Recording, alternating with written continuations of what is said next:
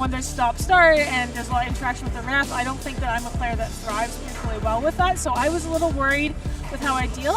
It was okay though. It was fine. I actually warmed up a little bit quicker than I thought I would when we had those breaks when we'd be off for a few minutes, and I just made sure that I was, like doing some squats and stuff before I went on court.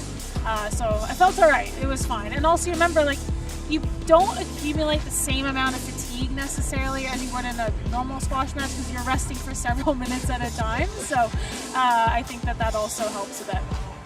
Yeah, and then onto the Seattle Freeze, a new expansion team, and they had the privilege of actually constructing their entire roster in this year's draft, and what a team they've drafted up with, having the second pick, and they're missing their top player here today with Tina Gillis not available. She's in New Zealand, I believe, or Australia. Yep, New Zealand. With that tour happening now. But Nada Abbas, I mean, what a player she is. She'll be leading the charge here with the Seattle Freeze, and we have Mariam Matwali and Hannah Craig to kind of round up that roster as well. On paper, they seem like to be the higher ranked team here, but that doesn't really, it doesn't translate as we saw with the men's side last week against the New York Knights and Atlanta Tornadoes, where on paper they had the better team. But I think that's the kind of charm of NSL. You really don't know what's going to happen, what's going to transpire. Definitely, you use that strategy, don't you? You keep an eye on like who's been playing on the other team, and you kind of look to see how they're feeling, maybe even looking at the body language of the players, and they'll be using the power plays to good effect as well.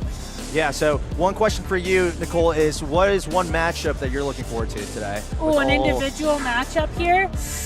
Oh, okay, so going back a couple years, Hannah Craig and Lucia Batista, they're on opposite teams here. They played a ridiculous match, a very feisty match in Canada.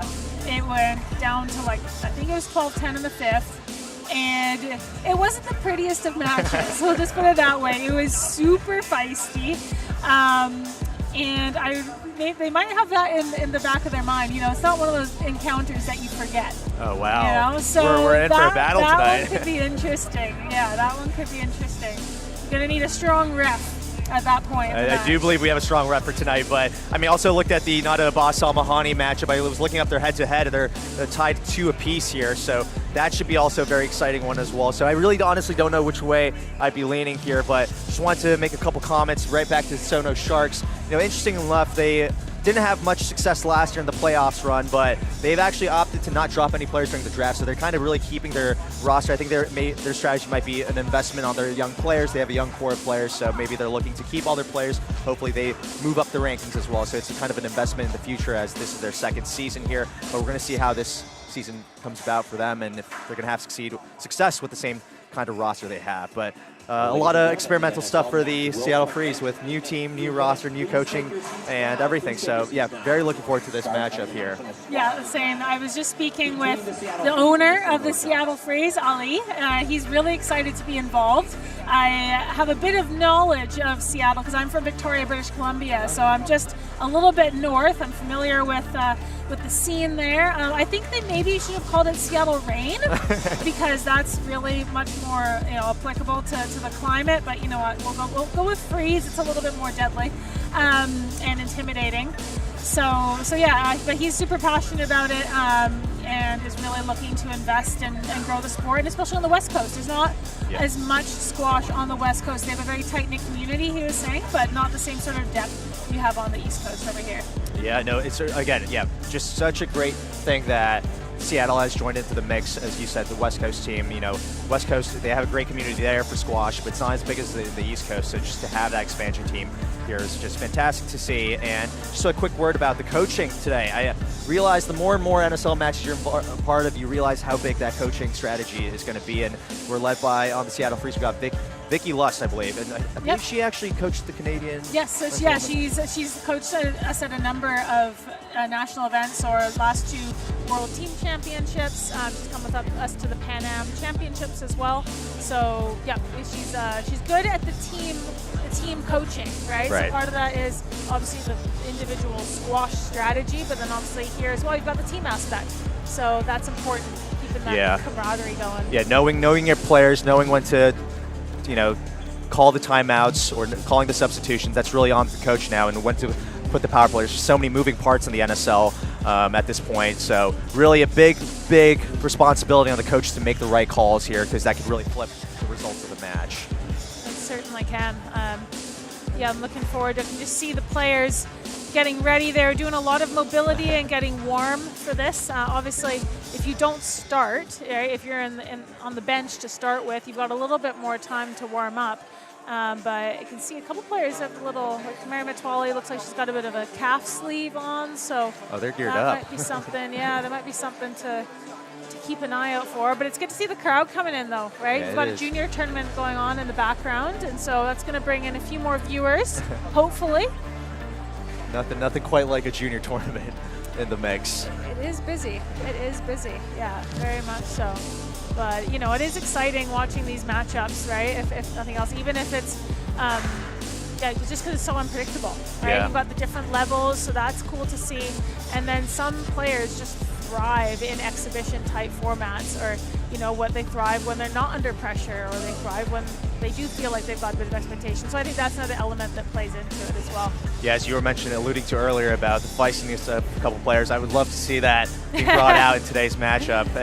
Have you seen that a lot in the matches so far, where you get, you know, into some It depends. I think altercations? it's all smiles. Smiles in the first two periods, and then when that third period hits, I think they start to, you know, use the gamesmanship and kind of see that in action with the power plays and all. But we'll see how it goes if it goes down to the wire, as you're never out of it in the NSL. You know, if one team takes the first two periods, as we saw with the Louisville Colts and Nashville Crushers yesterday, you know, you can go up 2-0 in the first two periods, but the last third period is worth 2 points, so you can kind of turn it around there and tie the match, and then ultimately go to that penalty shootout, which I'd love to see. I've barely been a part of any penalty shootouts, given how many matches I've commentated. Apparently I've been cursed, so if I'm on comms, apparently there's no penalty shootout here, but that'd be fantastic to see. But for those tuning in right now, I'll quickly go over the rules of how the NSL works.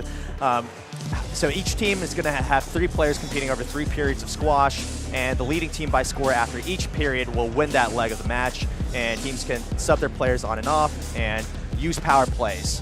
And what are power plays? Power plays are when each team has 2 minutes of power plays in each period, and third period each team has additional 2-minute power plays as well, and only the team on the power play can score points and serve, and the defending team can win rise. A quick caveat there is that the winning team is, sorry, the winning team can only score points during that power play, and no concurrent power plays, and no power plays within 4 minutes or less on the clock. And the running clock will be 2 20-minute periods, and the third final 30-minute period is going to be 30 minutes. And the first 2 legs, as I just mentioned, is going to be worth 1 point, and that last final leg is going to be worth 2 points. If it's tied after 3 legs, there's going to be that awesome shootout. Hopefully we can see it tonight. But yeah, that's the rules of the NSL. Nicole, I had one question for you before we kind of get things started here. That third period's 30 minutes, and I sometimes see players kind of get fatigued. And even though it's not a long match and you kind of get breaks, how did you feel in that third period when you were kind of experiencing the NSL? Yeah, so it's a long time, isn't it? I think it highly depends on how much time you've had on court leading up to it, right? Also, how many power plays you get stuck in. And if they try and, I mean, I come from Canada, obviously, and this is very much modeled off of hockey, I think. And when you've got a power play, you got to kill the power play, and it's very difficult physically to be up against that. So I think it really depends on how much playing time, how much court time you've had. But yeah, mentally, it's by the time you get to the end, 30 minutes, it's a long time. Yeah, but we're going to head to the MC, Bill Buckingham, who's going to lead the show tonight, as he always does.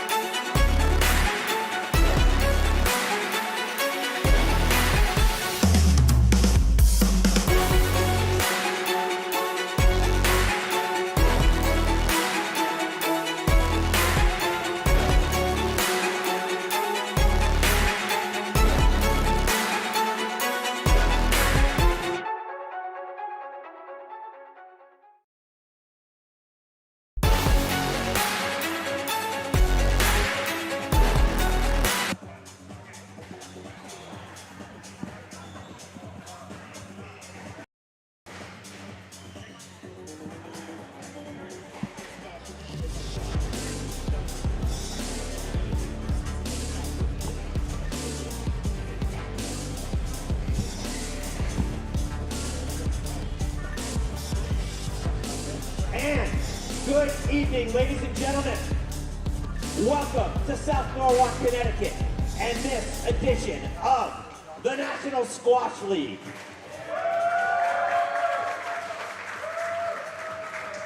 Tonight, right here on the glass court at M Squash, we have the long-awaited debut of the newest team from the NSL, the Seattle Freeze, who have traveled.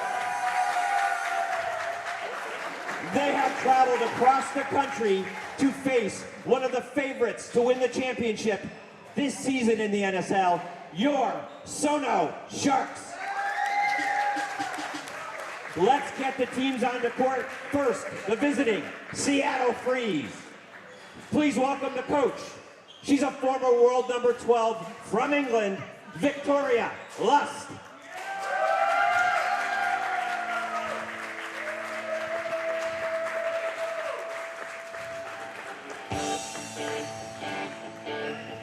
Please welcome to the court, Seattle native, not participating tonight in the match, Layla Sedki.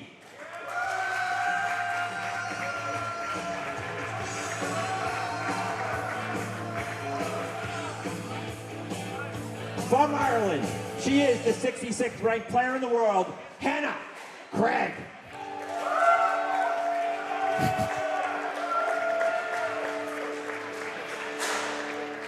Please welcome from Egypt, the 34th ranked player in the world, Miriam Metwali.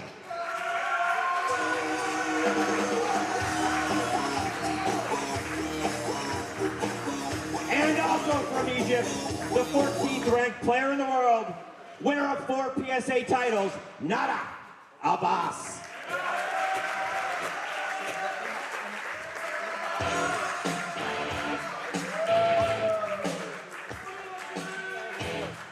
And now, for your SONO Sharks. Please welcome the coach. She's the co-founder of M Squash, former Belgian national champion, Kathleen Cowles. Have fun. From Colombia, the 109th ranked player in the world, Lucia Batista.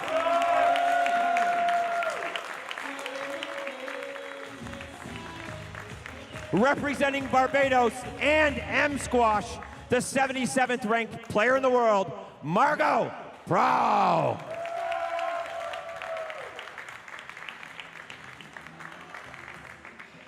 From Egypt, she is the 12th ranked player in the world, winner of 5 PSA titles. A warm welcome for Salma Hany.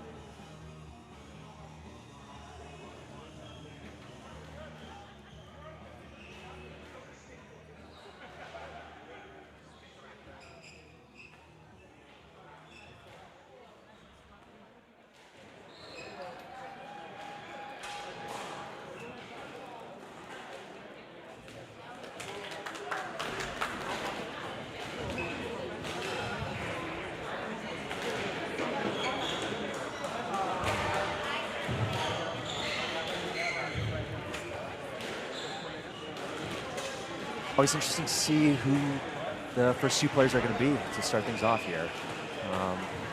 As we're awaiting. It's just always important to get that really good start. Yeah, someone with some good energy who's going to set the tone. From Egypt, Miriam Metwali. And from Colombia, Lucia Batista.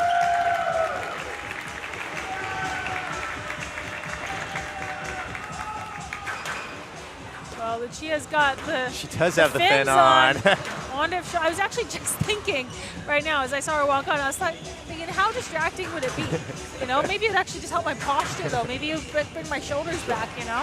Maybe it would actually be somehow it would actually be helpful. So these two players are the only two players who are really going to have this opportunity to warm up with the ball, while the other players will really just have to go straight into the match play once the substitutions happen. I say this all the time, but this start is so important for each period. You want to have a good start, and you don't want to put your teammates in a position to be down by a significant amount. So you want to make sure you keep it tight on the scoreline, or even better yet, get a huge lead to put your teammates in a successful position here.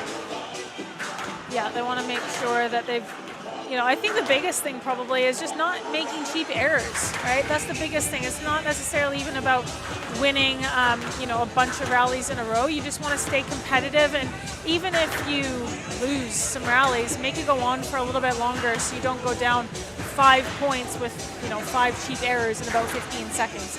You want to make, just like you start any normal squash game, you want to make sure that you kind of work your way into it. Unless, of course, you feel like you're feeling good and you fire it in, you hit 5 winners. But, when you're a little bit cold, obviously these players, like you said, they've got the chance to warm up the ball and get a feel for the court. So they probably will have a bit of a better feel. But the player who comes in next, they got to find their feet right away.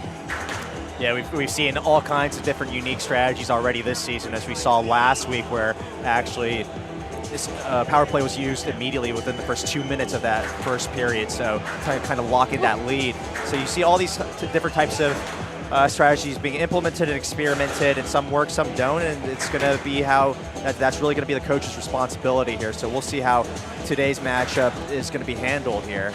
And I could be stand corrected on this fin thing that she might be wearing it throughout the match, even though I may have heard that maybe because it's a home match, they're allowed. They've changed the rules. It must be so distracting. I mean, I wonder if you have to have a pretty steep swing, and as you're bringing the racket around, but you might hit it. Yeah. I mean, sometimes I hit my hair on my backhand, like my bun, on my head. So yeah, I might hit my. I've definitely hit my other hand while swinging the ball too. So no stranger to hitting myself. But yeah, maybe it'll be inspiration for the rest of the teams. They'll have lightning bolts or something for the Seattle, or not lightning bolts. Nicole's got a whole different name. Icicles for the Seattle Freeze. Seattle Rain. Seattle Rain. Yeah, I'm sticking with that one. Miriam's got that. Castley, as you mentioned, as well. Yeah, exactly. I mean, I think that's hugely important for if you are dealing with injury, keeping it warm, especially the calf, keeping it warm in this sort of format is important. Like we were saying in the intro, that's one of the biggest challenges, is finding a way to keep yourself somewhat warm when you're coming off for the substitutions, because you could be off for 5 minutes, or you could potentially be off for closer to 15 minutes, and then you've got the break between periods, and that's a long time, right? So if you've got an area which tends to stiffen up and you can keep it warm with the compression like the calf sleeve, I think that's actually a pretty good tool. Decision, yeah. Yeah, I was experimenting with squats and lunges and stuff when I was off in between in between periods. It was pretty tough when you play someone who likes to fire the ball in. But to be honest, when you've got the crowd, you just get on with it. You just go for it. The adrenaline kicks in. Exactly, yeah. Exactly. It's not like you're just playing on a backcourt on Tuesday 10 a.m. at your home club, right? You're here in front of people, and it's a performance, and that's I think what a lot of people like about it. Oh, it is coming off. Well, it was good. It was good branding. It was good while it lasted. Yeah, I don't think for the viewers out there can comprehend how many Sharks are really out here in this venue here. Yeah, I mean, 1, 2, 3. I mean, I think I can count 5. I mean, talk about a home ground advantage and intimidation tactic. Definitely. They've really invested heavily on it. Oh, there it is on the camera. Yeah, is that the who is that? That's in the blow up shark costume. I have no idea. I thought it might be Moxon Jr. actually. I think it might be. We'll have to go and get a closer look. The funniest costume that I saw was Will Hopton being a Lake Erie beacon.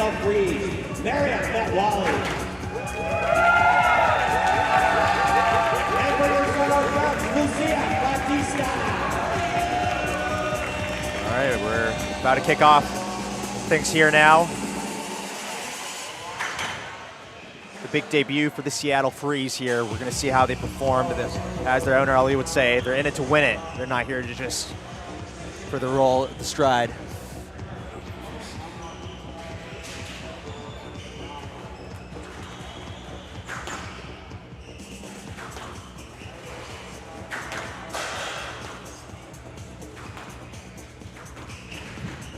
Well, Lucia's got a little ankle strapping there as well. She does have that from time to time. That's not actually out of the ordinary. It's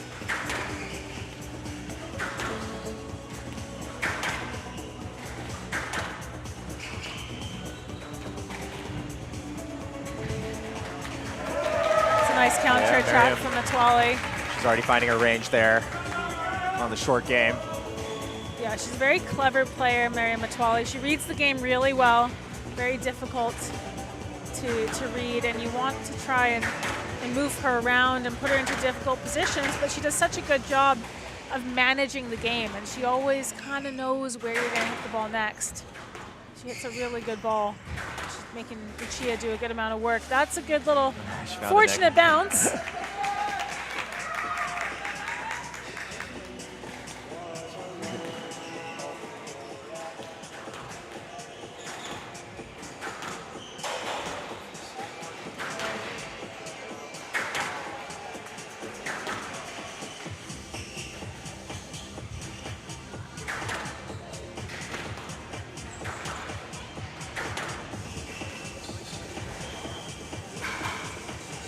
First testing rally here, and Miriam Metwally comes out in front there.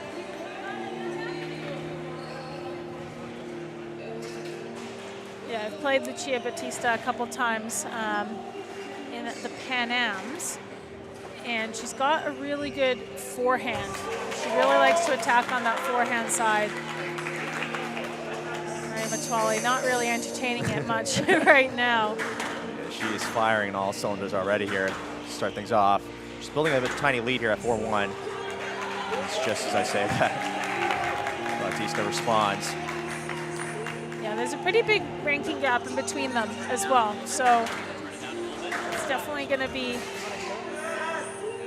Ooh, she's waiting for that one. A couple business days there. She does get the stroke.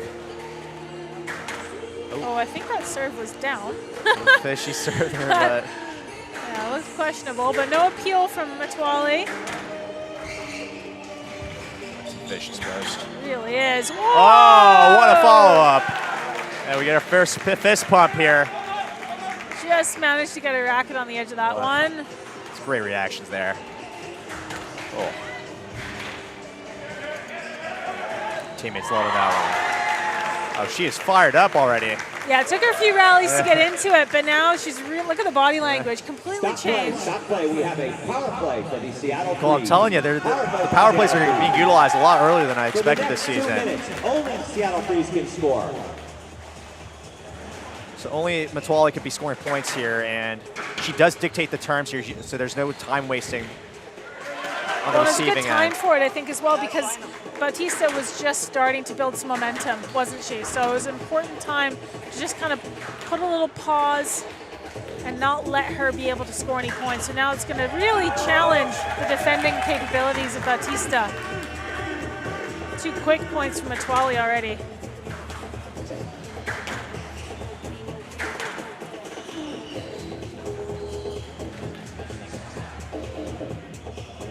Yeah, it's going to put some fatigues in the legs of Batista as well.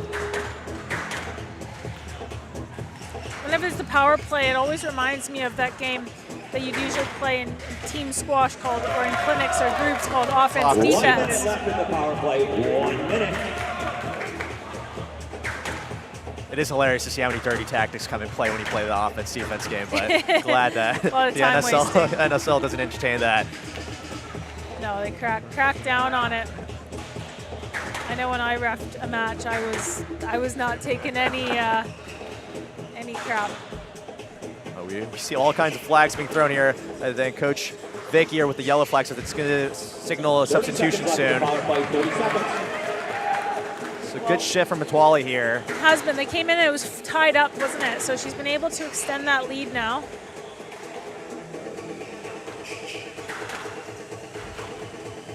that forehand boast is looking deadly from Matwali, but really good 10 strength seconds left in the power from play. 10 Batista. seconds. Perfect width on the cross.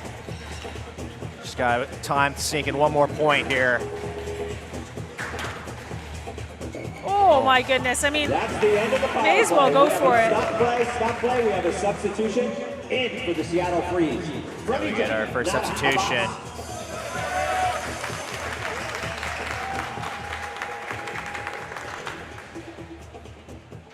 Subbing in Nada Abbas. She's ranked higher than Matwali, so this is going to be even more of a challenge now for Batista.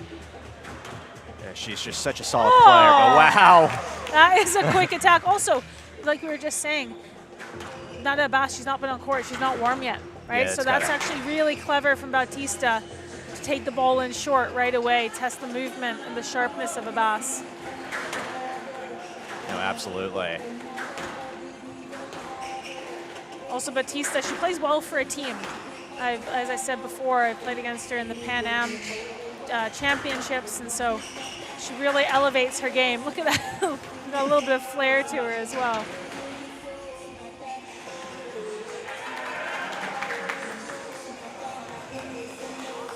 Three-point lead right now for the Seattle Freeze, but the SONO Sharks do have a power play. It's going to be interesting when they decide to use it.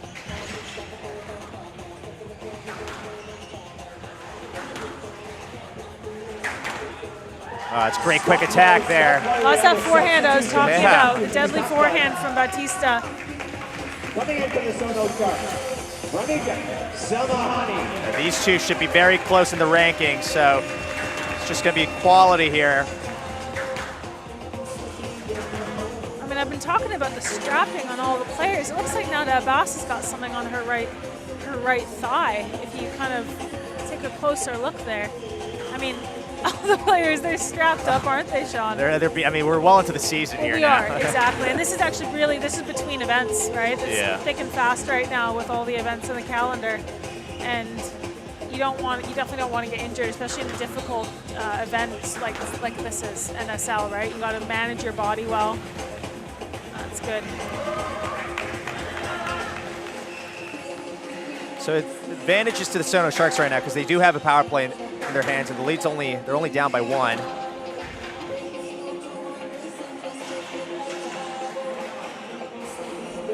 Oh, this ref is having none of it with the calls here. No fishing allowed. Setting the tone early here. Hopefully Nada Abbas adapts to it because the time clock is a factor. Oh, these are some explosive movements here. Salma Hany being such a pivotal part of SONO Sharks' success even last year. So she's going to try to continue the momentum she had from last season. Yeah, she's been over in the States playing a few events, played Chicago with the Windy City Open a few weeks ago, then went on to Houston, and then just last week was in Cincinnati. So she's played 3 events on the bounce, which her match fitness and match sharpness is coming back. Yeah, this January and February shift for PSA players, I'm sure you would know about it. It's busy. It's a busy time, yeah. The body must be beat up from it. Yeah, and I'm actually wondering how Nada Abbas is feeling actually as well. Usually we see her make some really big movements, and she does tend to throw her body around and chuck the leg out, but we haven't seen that. And actually she looks like she's favoring and taking more lunges on her left leg. So I do wonder how her team is going to kind of use her strategically. Probably won't be putting her out for long shifts at a time. Yeah, that's definitely something you think about, knowing the player's conditions. Or just give her a lot of warning before she's going to go back on court as well.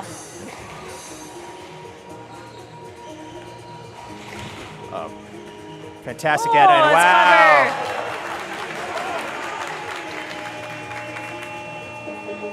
So difficult to go back into the same corner that you just came from.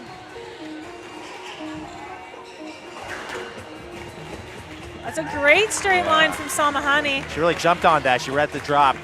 Yeah, this is proving to be an exciting match so far. Just approaching halfway in this first period, tied up at 12 all.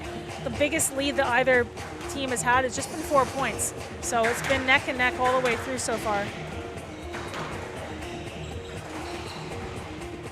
Oh, the straight drop was on. She finally gets her first stroke. She's been wanting it all evening so far.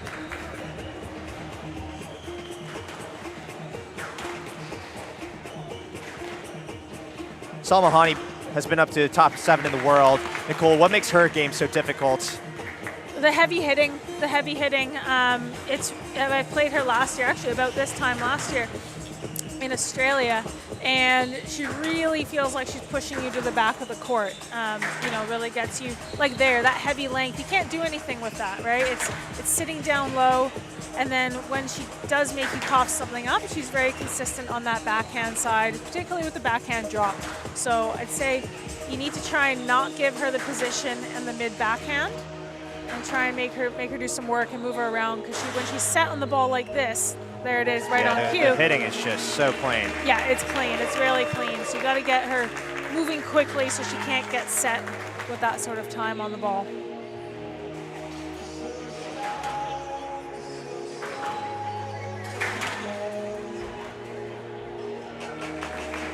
Force error from Nada Abbas here. Be fascinating to see when SONO Sharks decide to use the power play. They might really wait till the last minute if they can keep the score line. Just like this, they're in prime position here, 2-point lead.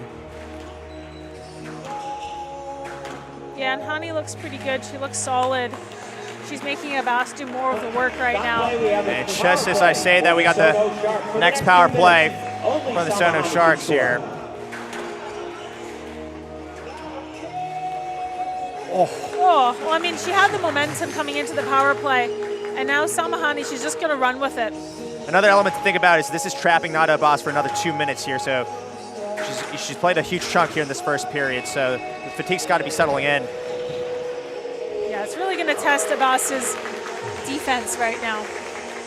Fitness, of course, is always a question for any player, but more so just those defensive capabilities and choices like that as well. It's falling apart here a bit. Might want to try and use a little bit more height. There it goes. There goes the lob. Just trying to kill the power play, to to use a hockey term. There it is. Not rushing in between points. 1 minute left in the power play. 1 minute. What's the highest number of points you've ever seen scored in a power play, Sean? I believe 8 or 9, or it might be 10. I don't know if anyone's hit the 10 mark, but I've definitely seen the likes of Matthias Knudsen. Oh, I mean, yeah. Racks him up. Definitely. A few. How many of those were the backhand top spins? Oh, but this is also fantastic. Oh, that man, was that's close. a good angle, though. Really looking to test. Yeah, this is good. This is fantastic. Seattle's got to look to sub Nada Abbas out after this one. Probably going to take a huge chunk out of her. Last 15 seconds of this power play now. It's been a pretty successful tactic from the Sharks, hasn't it? She had the momentum and the line and the score line lead as well. Yeah, you can tell Nada Abbas' movement is already slowing down a bit. The power play, and we have a timeout. A timeout on the court. The Seattle Freeze have called their first timeout. It's a new rule for the NSL. Each team has one timeout per match where they can use to kind of reset on the momentum here, which SONO Sharks has full momentum, so it's going to be interesting to see what Seattle Freeze come out of this timeout. Nicole, what do you think you say as if you were a coach? Well, this is clever, and it's much needed because this is the turning point, isn't it? You've only got 7 minutes left. You can still score a lot of points, but you gotta do it quickly, right? You really can't waste any time there. And the trouble is, Salma Hany, she looks fresh. You know, she looks fine. Doesn't look like she's got any movement issues going on. And so, whereas Nada Abbas, their #1 player, she looked like she was struggling. So I think it's a tough time for the Seattle Freeze. Maybe they just need to give the next player a little bit of time to warm up and just get ready to go and do some battle with Salma Hany, who looks like she's going to continue on because she's done so well for them so far. Yeah, each player does need to fulfill the shift of 15 minutes throughout a match, so keep that in mind as a tactic. And yeah, I think the right call here for the Seattle Freeze to substitute with Hannah Craig now coming on court. Yeah, Hannah Craig, she needs to try and make this tough for Hany. There was obviously a bit of recovery time there for Hany.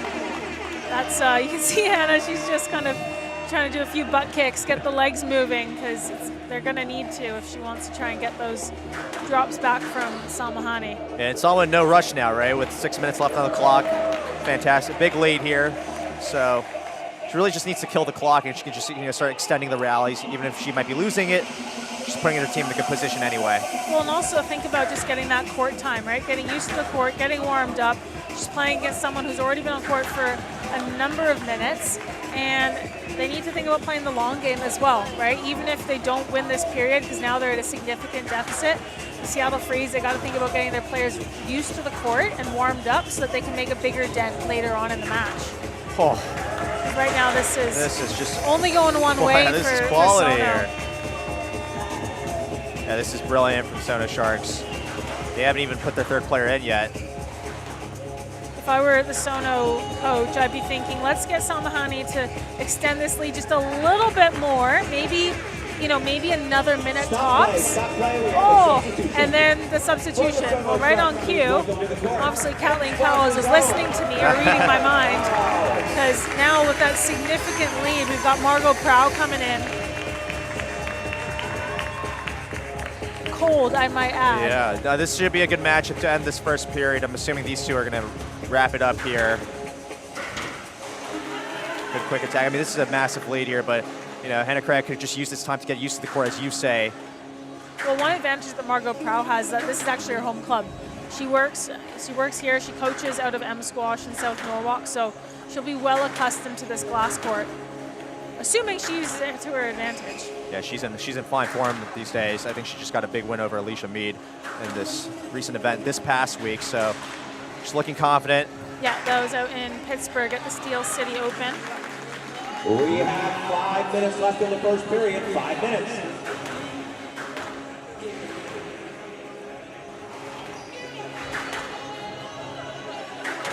Yeah, these two are also pretty close in the rankings front, so should be just a good matchup here.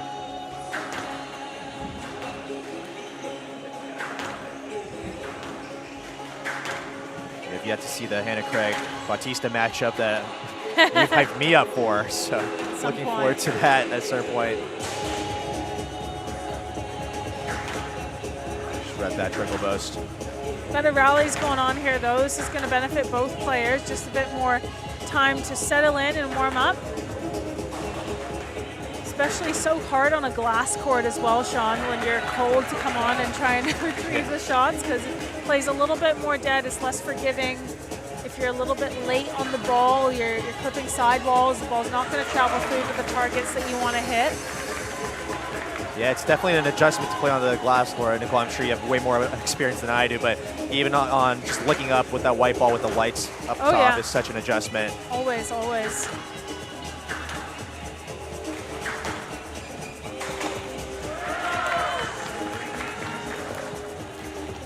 I mean, also such a switch up to play a right-handed player and then immediately have to play a left-handed player too. Something that must be a big adjustment that NSL brings with so many different matchups you have to play within a fixed period of time. Yeah, the styles, definitely.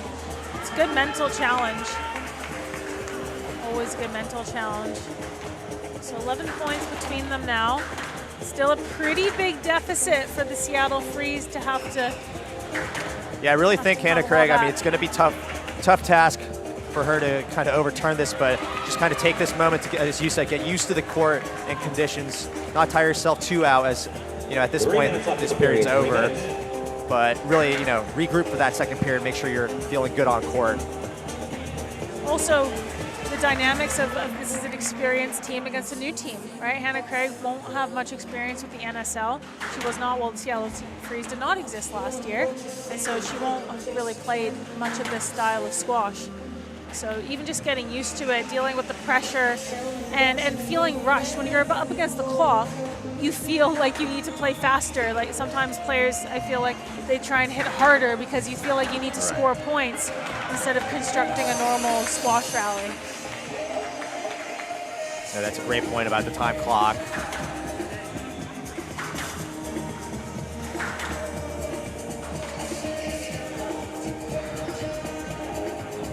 Craig not quite getting the accuracy with her short game. She's been counterattacked a few times by Prow.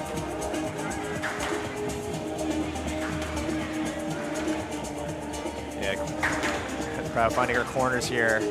As you said, her home court.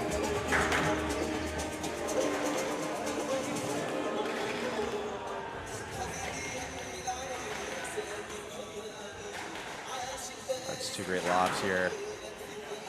Slowing down the pace. Yeah, she's really dictating terms here. Yeah, Craig not quite seeing some of those cross courts that are a bit higher. Visibility always a bit of an issue. I have to say it's a really good glass court though in terms of the front wall. Looks like the visibility is very good. Actually on TV from some of the angles it looks a little bit tougher, but here in person it's good contrast.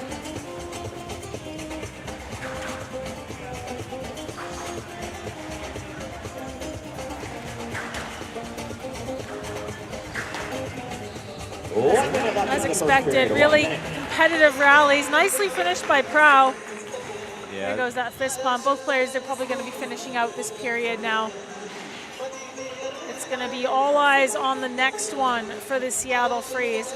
Like you said, all about a good start. I mean, so rock solid to start things off here for the SONO Sharks. I really didn't expect them to be coming out this sharp. 30 seconds left in the period, 30 seconds. Well, it was really that period of the number ones playing each other that did the damage in this one, wasn't it? Yeah, and honestly, also big shout out to Bautista for holding her own in that first couple minutes, making sure that Matwali didn't jump to a huge lead. But yeah, nothing to lose here for Hannah Craig. Just making sure she fine-tunes her game here. Oh, it's nice touch. Well picked up by Prow. This is a great rally. Oh, what a terrific length. One to end on. SONO Sharks 31, the Seattle Freeze 21. The SONO Sharks lead 1-0. Fantastic start here for the SONO Sharks as they take the first period. A bit of regrouping to do for the Seattle Freeze, but as you said, Nicole, this is their first experience, so everything's a data point for them as they're kind of getting themselves settled in here in the NSL format. Yeah, it's just good to see new players take to the format, isn't it? New coaching. I mean, I love to see different representation. The number of teams that we have here, like you're saying, Louisville, Atlanta, Nashville, all these places where squash is not typically played is pretty cool. Yeah. Whether that involves local residences in the Fairfield County, second homes for seasonal stays, or short-term rentals for M-Squash camps, Susan is here to help. So I'd like to have Susan say a few words. Yeah, we're going to head over to the break, and then we'll be back for the second period. Squash families when they're bouncing, elite training, and Meet Dakota Marketplace, places to live. built by fundraisers for fundraisers. It's a complete, accurate, and ever-updated database. Stay current on job and role changes to be notified when your prospect or client leaves a firm. Stay up to date on fundraising news. Access our metro areas feature, which allows you to quickly identify a city that you are traveling to, and all of the qualified prospects within that city broken out by channel. All of this updated in real time. Request a demo and see how we make fundraising easier.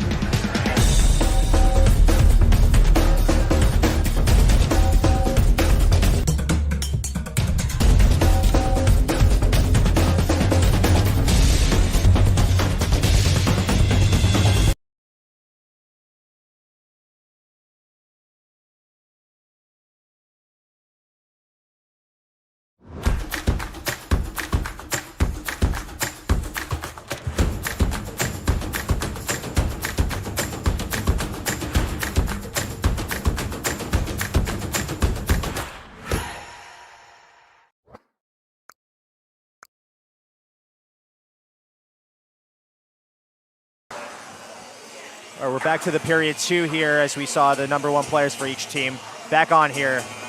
Nicole, what do you say for the Seattle Freeze for that in the middle of that, after that first period? A bit of a shock to the system. Yeah, I think so.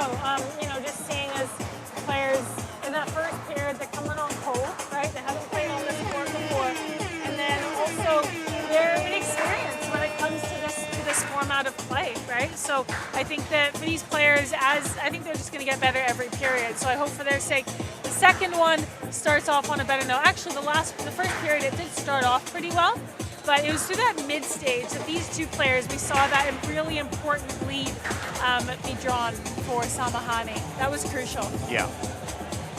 As you said, Batista actually held her own really well. She started things off.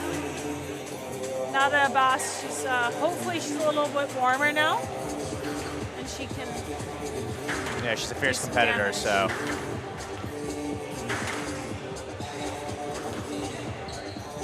Yeah, she didn't look quite right to me, actually, in that first period. That might just be because of perhaps not warming up properly. Who knows? But just didn't look like she was moving quite right. So here we see a few more attacks. I think she's going to be a lot more calculated and looking to really take it in like that. There you go. Yeah. She's had a brutal schedule. I think she's coming off the Egyptian League just last week, which seems like a brutal outing over there. Yeah, just a quick flight, right? Yeah. Yeah, she seems a bit more explosive here too. There's that powerful movement, but good follow-up from Salma Hany there.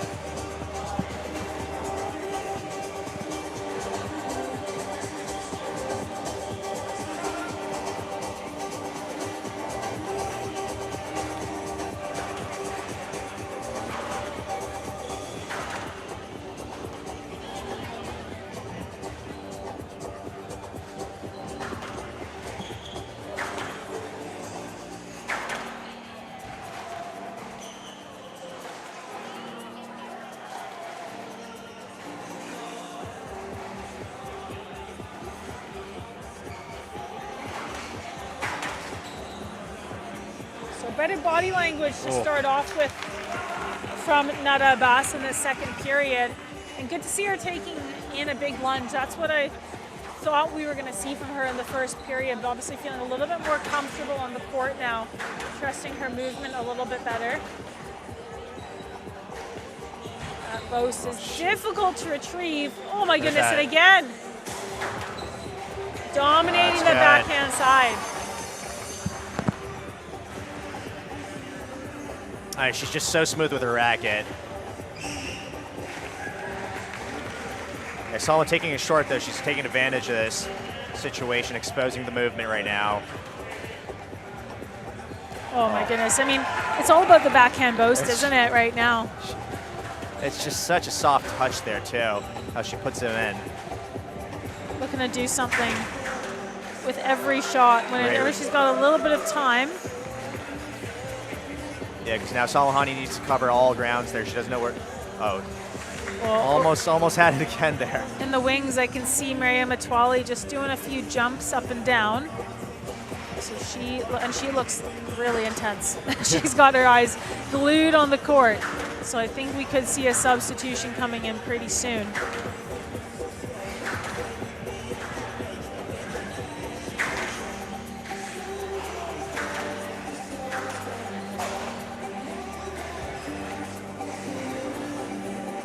She's really firing at that post. The thing is, it stings so short that even if Hany's getting it back, she's not usually able to do too much with it. Yeah, she's not whipping it with strength, but more so finesse there, so. Just drags the opponent, leaves it pretty short up the court.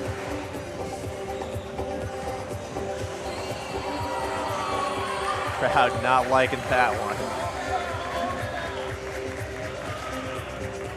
Hany doing well again here, extending that lead. Early lead in the second period. And that's going to be another point. So 5 points clear now. Seattle Freeze, this is a point you think that they really need to make sure that they put a halt in the momentum. There's a bit of a skip in the step from Abbas.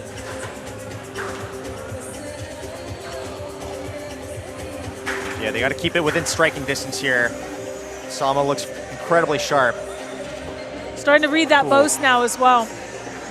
Nice little counter attack.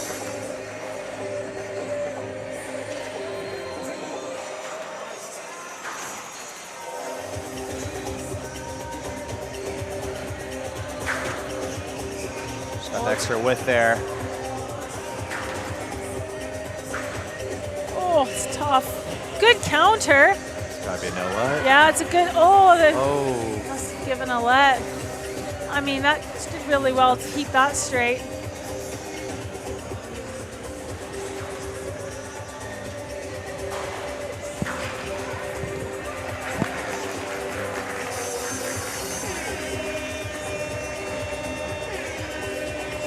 Well, I see that flag waving. We have a substitution.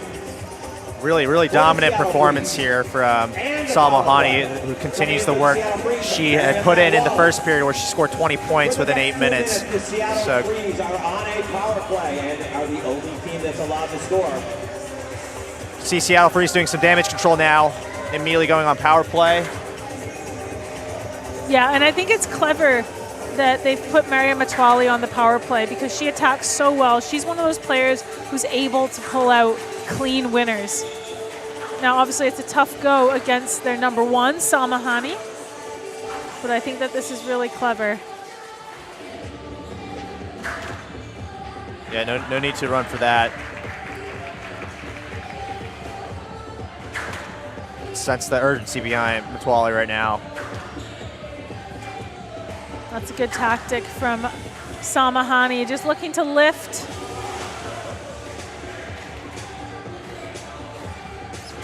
Yeah, no, this is fantastic defense.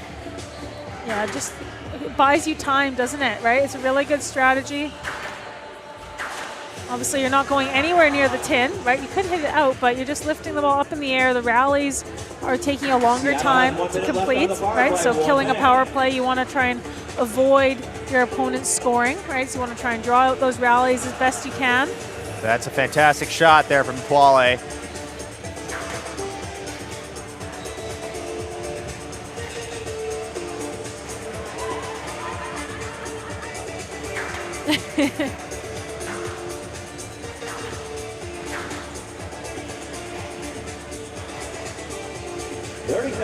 That's a great drop. She has eaten in a little bit into this lead now.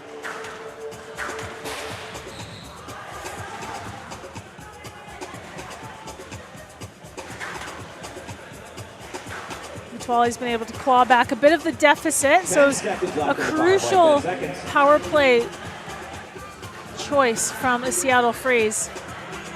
Absolutely racing to serve. Yeah, she can dictate the terms there, so. That is the end of the power play, end of the power play. So pretty successful. Pretty successful, yeah. Just down within 1 point. Now we're back to regular play.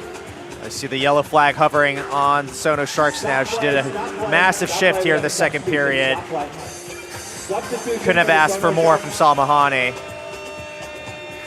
Please welcome to the court, Lucia Bautista. Yeah, that was nearly 7 minutes of play from Salma Hany. And you have to remember, she killed a power play in that time. Brilliant right? stuff from her, yeah. For her, trying to play defense and extend the rallies a little bit more.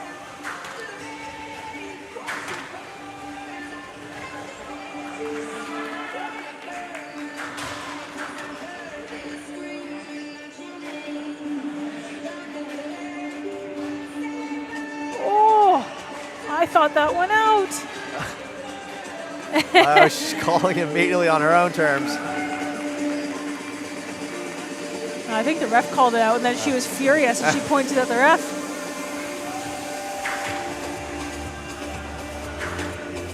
Well, the advantage now for Bautista is that she's fresh, and Matwali has just been playing for a few minutes. So now fatigue will probably be starting to settle into Matwali. Oh, she got the back wall neck. And Bautista, oh no, she's... It's all falling apart here now. It's interesting that SONO Sharks are favoring this matchup, putting Bautista always with Matwali. Might be a tactic on their end. I think also it's just a case of putting in fresh legs against someone who's a little bit fatigued as well. Good length. Like I said, Matwali's a good person to have when you are the team with the power play. She can score a lot of points, but I think that it'll have done a little bit of damage as well. I don't think she'll be on court for much longer. I think they'll be looking to sub. Stop play, stop play. We have a substitution. Right on cue, Nicole. Please welcome Egyptian. Oh, and look at this as a tactic. So, a couple minutes rest, Nada Abbas, she was off court, and now she's right back on. Yeah, this is interesting to have 2 appearances within a shift. Do see inside of my eye, Hannah Craig warming up as well.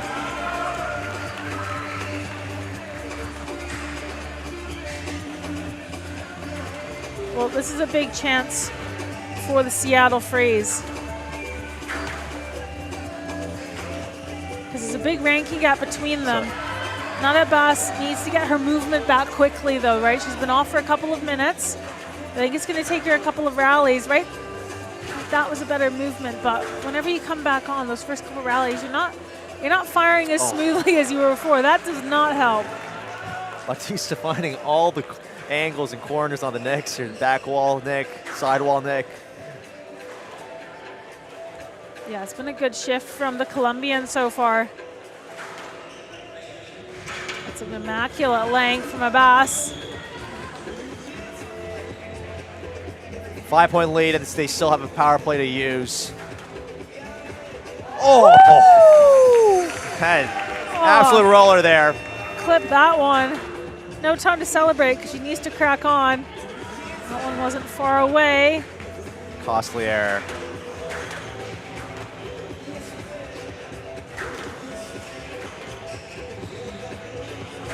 Seattle Freeze really needs a big push now from Nada Abbas if they want to win the second period. You got to give some credit to Batista here. Both period 1 and period 2. She is the lowest ranked player amongst the players active today, and she's really holding her own here against the top players. Yeah, she's playing with a lot of confidence. Like I said before, she plays well when she plays for a team. I think it helps to boost her a little bit. Some players are like that. Oh, it's clever. She's a good doubles player as well, and that's where that sort of awareness comes in handy. Right at the body of Nada Abbas. Also, something that's interesting for the higher-ranked players is Nada Abbas probably won't have played Lucia Bautista in PSA, so it's a completely unknown quantity. She'll know what to expect against the likes of Salma Hany, for instance, but play someone underrated, which Bautista is, and it's a different mental challenge. Look at her, she's sprinting to go get that ball. As she ties her shoelace. Not sure which tactic she's going for there. Oh!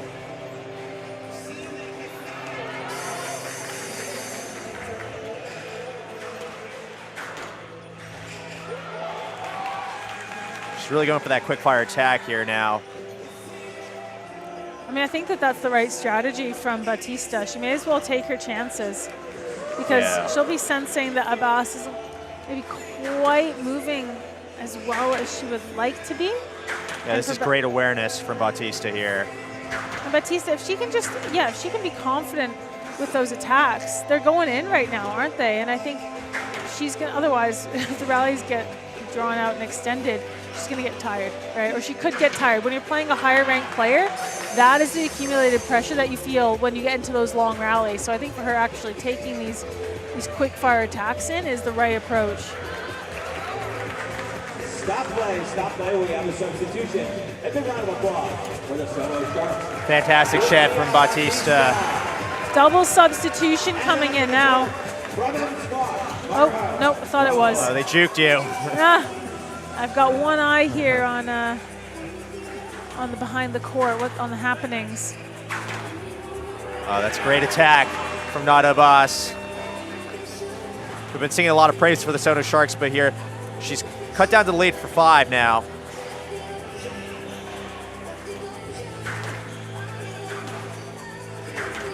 Yeah, I think that they're going to try and keep Nada Abbas in for another minute, maybe 2 minutes, just to try and even that score line out. And then I wouldn't be surprised if they put Hannah Craig in to finish off this period. She looks like she's warming up now. That was clever from Abbas. Getting ready. They're going to want to try and tie up that score line. We see a red flag. It's going to be a power play for the SONO Sharks here. Is that going to lock up Nada Abbas? All right, stop play. We have a 2-minute power play for the SONO Sharks. For the next 2 minutes, the SONO Sharks will be on. Oh, this is tough for Nada Abbas now. She's had a huge shift. Oh, it really is. She's trying to come off. Nicole, one thing to note is Hannah Craig hasn't had a huge shift in either period 1 or 2. This means she's going to have to involuntarily have a huge shift in period 3. I don't know if that was an intentional tactic from the Seattle Freeze, but we do need to clock that. Yeah, absolutely. I think that if that power play had not been called at that exact moment, I think that Hannah Craig was going to be going on. So yeah, this is brilliant tactical awareness from SONO Sharks here. So I think that has foiled the Freeze's plan slightly. Yeah.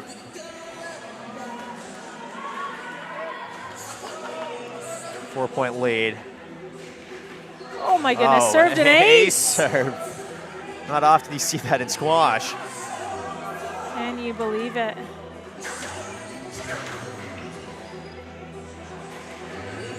Quite clever, actually, to manufacture a let in the power play, isn't it? You're killing the clock. 1 minute left in the power play. 1 minute left in the power play.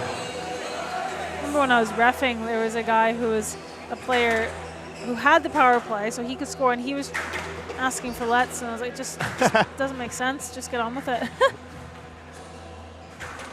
That is brutal. Someone doesn't know the rules clearly. He's fishing for strokes, now he's having none of it. We have 30 seconds left in the power play. 30 seconds. Last big push, I think, for Nada Abbas. You got to feel for her. She's just put in such a huge shift in the second period. Well, and also if you think about how many minutes she's put in this period alone, she came on and then she went off for what felt like 2 minutes, if that. Just a couple of minutes, then she was right back on. So this is obviously a big, big strategy from the Seattle Freeze. I worry that they've used a bit too much of Nada Abbas this early. That is the end of the power play. Oh, that's good. This is good. This is quite dominant from the SONO Sharks right now. Nada Abbas still on court.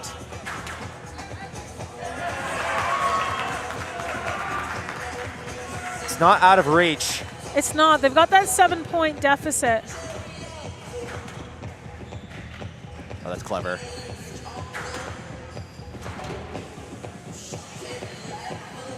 That is beautiful finish. Impeccable. So they look like they're trying to keep Abbas on still just to get a few more points, try and even up that score line. Which makes sense, right? You've got someone who's top 15 in the world standard, right? You want to utilize them as much as possible. Use that experience.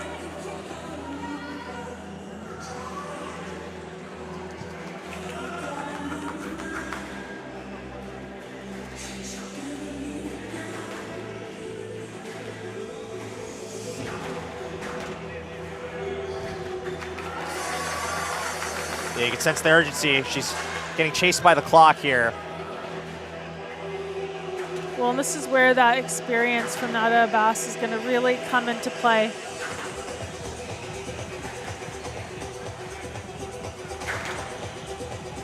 There'll surely be a little bit of fatigue in the legs. That is clever. Very clever. So clever. We see that a lot from right-handed players on the left side of the court down the middle, but for a lefty, when you're playing a lefty, you don't often anticipate that from up there. Oh, that's a costly error. Yeah, it's tough because she knows that she's being kept on right now in order to score points, right? So you've got a little bit of added pressure when you're playing for the team.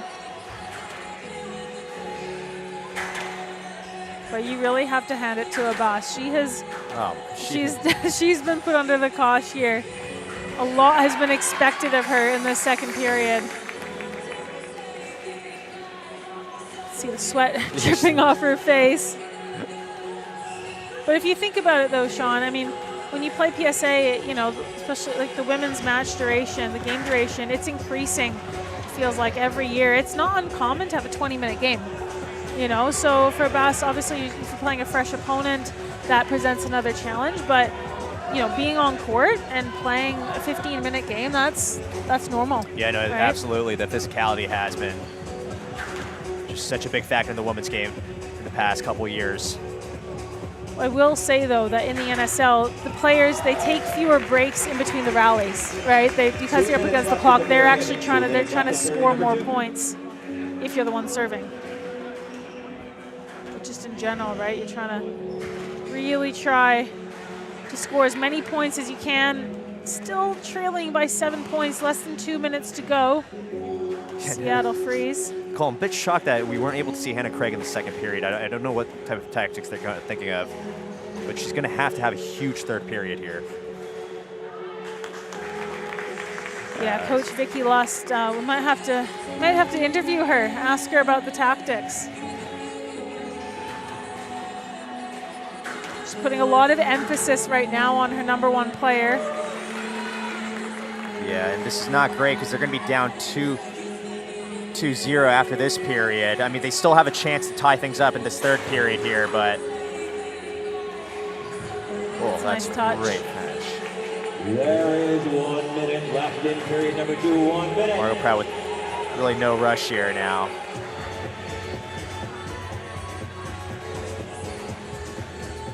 No, less than a minute to go. We're not going to see. We're not going to see this score line get much closer in that amount of time. Coach will probably already be thinking about how to plan this third period. Yeah, this is a monumental task for the Seattle Freeze. I really don't know where they could really see an opening for any vulnerabilities on the SONO Sharks. They're all clicking right now from all players. Well, that's the thing. Even the players who are lower ranked, or they're more closely matched outside of the top 50. They've been playing well above their caliber, haven't they? Margot Proud, Lucia Bautista. They've been extremely confident. That home court advantage has really played well for them. 2-1. That is the end of period number 2. 41-31, your SONO Sharks. And there it is. Strong performance. Yeah, a dominant performance for the SONO Sharks so far this evening with a pretty dominant 2-0 lead right now with both periods kind of running away. So a massive task ahead for the Seattle Freeze on this third period. I really think they should be experimenting different tactics right now because what they're doing right now isn't really working. But we're going to have to see a big shift from Hannah Craig here in this third period, so big responsibilities on her shoulders on this third period. But what's your takeaway in that period too? I mean, I cannot believe how much Nada Abbas was played in that second period. I mean, she was on there, and we saw Hannah Craig waiting in the wings, and then, of course, the power play came in, and then they couldn't substitute. Nada Abbas looked like she wanted to come off, and she was not subbed out. Meanwhile, Hannah Craig's still warming up there and trying to get ready, but she's going to have a big shift to play in this 30-minute third period. Yeah, it's really SONO Sharks to lose now, but not over. Third period's worth 2 points, so if Seattle Freeze can get everything clicking in this third period, they can tie it up into my excitement. We could see a shootout, a back-to-back shootout. You're desperate for a shootout, aren't you? So. Yeah, they're going to need to really be clever. But yeah, no, we're going to be looking forward to that third period. But meanwhile, we're going to head it over to the ads. Meet Dakota Marketplace, built by fundraisers for fundraisers. It's a complete, accurate, and ever-updated database. Stay current on job and role changes to be notified when your prospect or client leaves a firm. Stay up to date on fundraising news. Access our metro areas feature, which allows you to quickly identify a city that you are traveling to, and all of the qualified prospects within that city broken out by channel. All of this updated in real time. Request a demo and see how we make fundraising easier.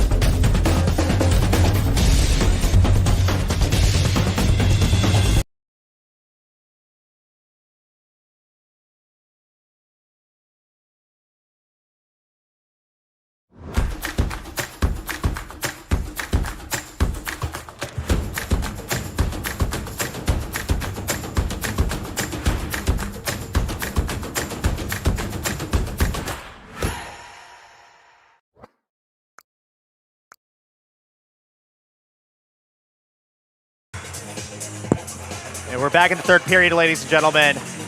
And we still have yet to see Hannah Craig. I don't know what's happening. I know. They're really looking to play their top two here, the Seattle Freeze. But we did see Hannah Craig and Mary Matwali on court in the break, so they were trying to get some extra court time. As you can imagine, that would be hugely helpful, especially for Craig, who's not played so much. She still needs to play 9 minutes here. Yeah, that's her minimum to hit. But I mean, as you said, massive minutes from Nada Abbas in that second period. She played 17 minutes, scored 24 points, and she defended a power play. So. Well, and you really need to actually give a lot of credit to the SONO Sharks players, Margot Prow and Bautista. So the number 2 and the number 3, they both played 6 and 7 minutes, scored 15 points each. Hany, the number 1, only scored 11 points. Yeah. So that's big ups to them. This great management from the SONO Sharks here. Well, and also just great play from the number 2 and the number 3 players. We were saying how in the former period, how the number 2 and the number 3s, they were playing well above their ranking, right? And that just shows how many, just speaks to that really. Great hands. Mary Matwali is on a mission now. Good start for her, a 6-3.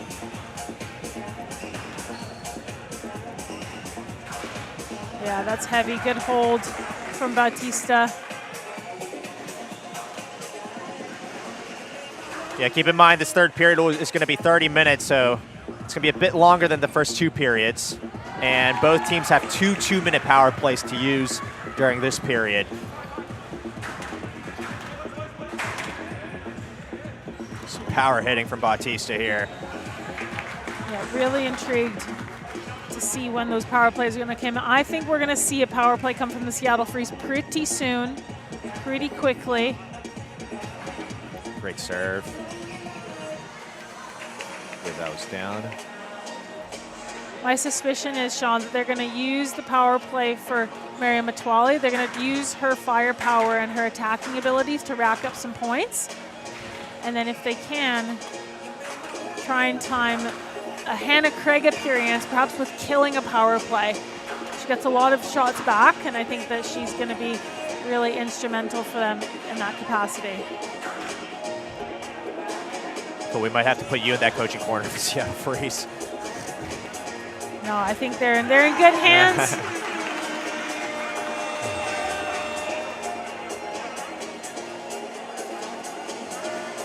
Like you said, 30 minutes. I mean, it's a long time to have to manage.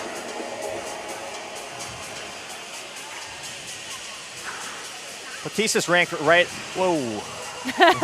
Just threw herself into the wall, trying to avoid that turn from. Great awareness from Matwali to stop play there. Knowing me, I would have hit it. So good to know these are professionals. Conduct match against you, Sean.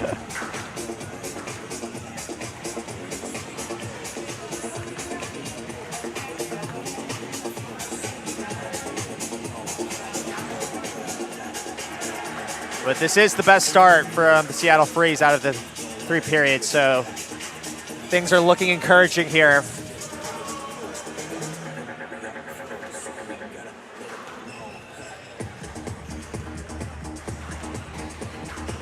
Yeah, Bautista's ranked right outside of the top 100, but Nicole, what level of ranking do you think, like level of play do you think she's? She's way better than that, absolutely. I mean, yeah, top 70 level, top 60 level. It depends on her day, really. I think she's definitely capable of playing, yeah, top 60, top 70 level squash, absolutely. But, you know, a couple of factors. There's obviously consistency, which is what the ranking reflects. And then there's also how many events you actually play.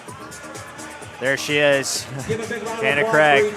Not seen much of her tonight outside of that first period, but gonna have to assume it's gonna be a massive shift from her. Yeah, and hopefully she's done a good warm-up, because Bautista has shown that she's looking to fire the ball in as her main tactic. Oh my God, Nicole, I just realized this is the matchup we've been waiting for. This is it. This is it, Sean, and what a better time than the 3rd period, right? And I do believe Bautista just signaled back to her coaching corner saying that she wants to stay on for a bit more. Ooh, interesting. So very interesting. We'll see how this goes.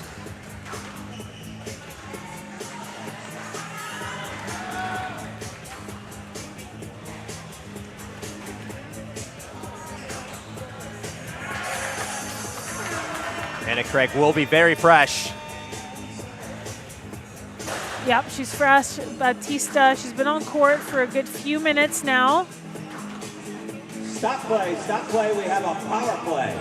A power play for the Seattle Freeze, their first of 2 possible power plays. Does that end up as a stroke, or? Not sure, but we're in for that power play. 2 minutes. Hannah Craig looking to score points. Batista looking to defend. There's an error. She cannot afford to do that. She can't afford to give away the careless ones. Better that she extends the rally, which obviously is tough. She's already been on for 6 minutes now. And keep in mind, she's been up against Matwali, hasn't she? Right, who's a higher ranked player, puts you under a lot of pressure. This is a long rally.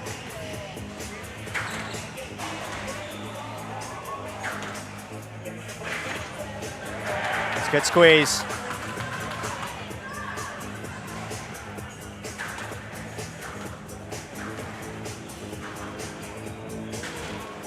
One minute left in the power play, 1 minute. Batista happy just to float the ball around, forcing that error from Hannah Craig.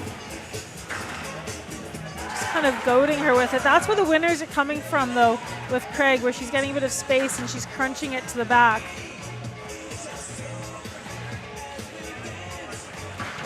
Oh, what a lob.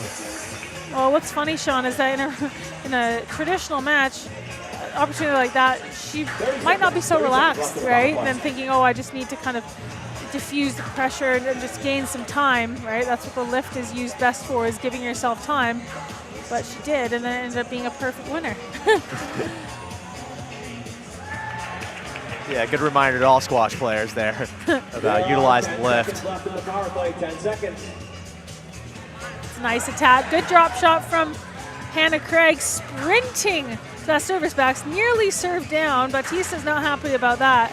There's really no rush for Hannah Craig to finish this point off, but she's scoring points like that. Stop play, Hannah, stop play. And Stop the yellow play. flag. We have the substitution for the SONO Sharks. And we got Salma Hany now. Salma Hany. And a big round of applause for Lucia Batista. So big shift, which was needed from Hannah Craig. Seattle Freeze leading 17-10.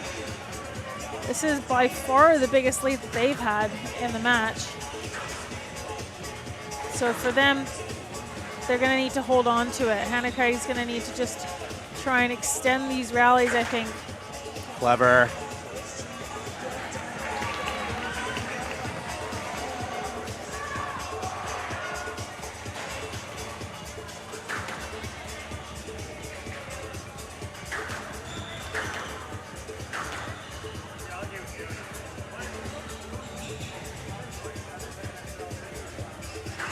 Craig really needs to be careful about putting the ball without accuracy into that left corner because otherwise it's not necessarily that backhand drop, but it's the follow-up and what it produces that's been so beneficial for Hany. Yeah, she is just so clinical. Anything loose, as you were mentioning earlier about the heavy hitting, the follow-ups, and yeah, that lead is dwindling down very quickly right now. Stop play, stop play. We have a power play. A power play. Well, Abbas, I mean, she's already played a ridiculous number of minutes, but she looks like she's ready to get back on court. Oh, so we got a power play from the SONO Sharks here, the first power play on their end. So it's damage limitation now. You can already see the tactic for Hannah Craig using a lot more height. I mean, I feel like this is what she should have done at the beginning against Nada Abbas.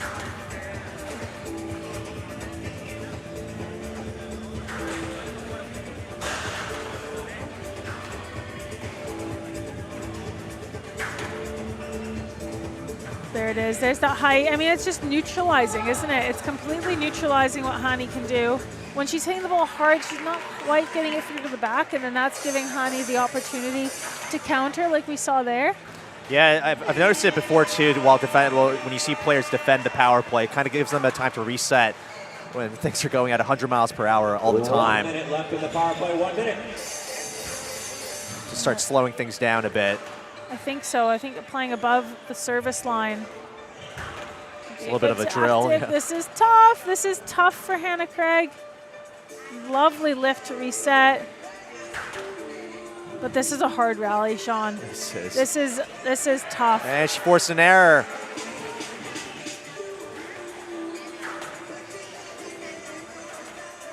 "30 seconds left in the power play, 30 seconds.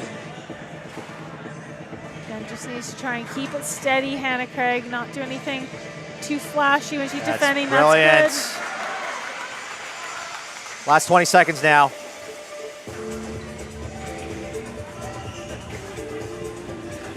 "10 seconds left in the power play, 10 seconds. I mean, this is terrific from Hannah Craig. I called it earlier on in the match. I was thinking Hannah Craig's going to be good at defending. She's going to be good at defending the power play. She's really settled in. She's really fit, and so she can go and do this type of play and be really consistent.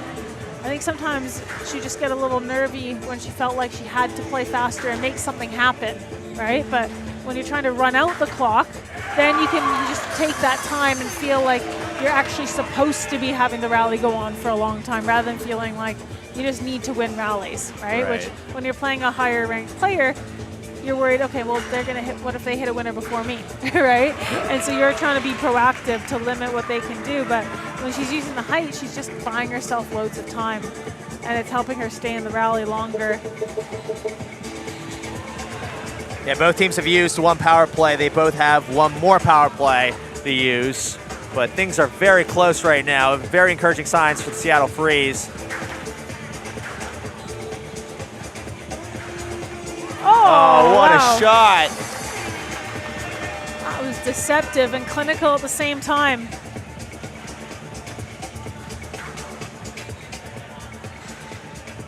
So Hannah Craig had to play 9 minutes coming into this third period. She's made a big dent in that now. We're almost halfway through the third.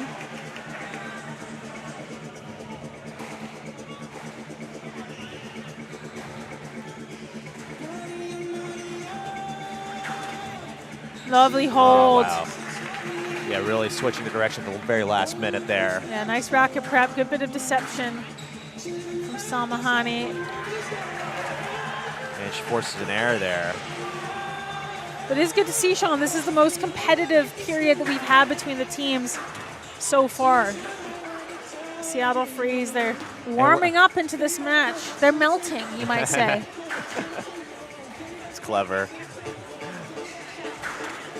And also, most importantly, we're giving Nada Abbas finally a little break, a breather. Yeah. Very well deserved. I mean, she's still standing behind the court, which actually, to be fair, I get because that's what I opted to do. Couldn't quite get the angle on that. Tidied up nicely from Salma Hany. Stop play, we have a substitution. In for the Seattle Freeze. Yeah, they said enough break for Nada Abbas now. A big round of applause for Ireland, Hannah Craig.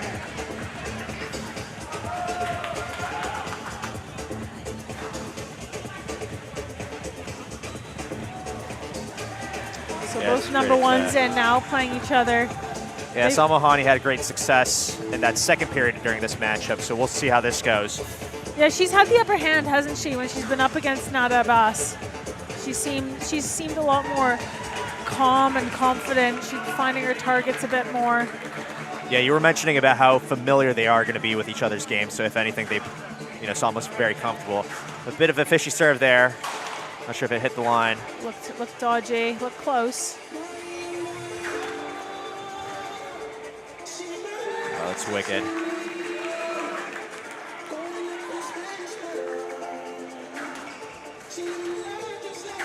It's interesting. I think that when you come on the court, right, after you've been off court and you're playing against someone who's warm, I think that you'll need to adjust how you play in those first 1 or 2 minutes until you get warm, right? So being a little bit more conservative with your shot choice, maybe using a little bit more height, almost pretending that you're defending the power play, just to give yourself time to move and warm up and get back into it. And you know, and not expose yourself, not expose your movement too much. And then as you start to feel more comfortable, you can maybe start to open up a little bit and take on more risk. But I think that that's something that, oh my goodness, wow, that's outrageous. Talk about warming up. Something that players might think about, right? You probably feel like you've got pressure when you come on to score points, but you've also got to work your way, settle your way in. These two are just trading shots after shots right now. Well, we are just hitting that halfway moment now in this third period, so just 15 minutes left of regulation.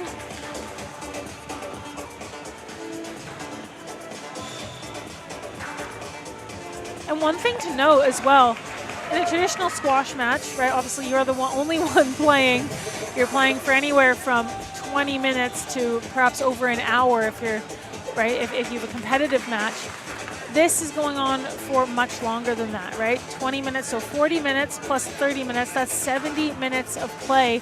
And while you're not playing the whole time, you're engaged, right? You're hugely mentally engaged in what's happening and you're not switching off. So I think it's more of a case of the mental fatigue coming into it at this point. We have a substitution for the Seattle Freeze. And having to be on and off as well. It's going to take its toll. Metwali coming back on now. Yeah, Salma Hany finding a lot of success with that match with Nada Abbas. Oh, that's just gorgeous hands there for Salma Hany. Metwali really trying to get herself warmed up and going. Maybe at some point, one of the teams will come up with like a 2-minute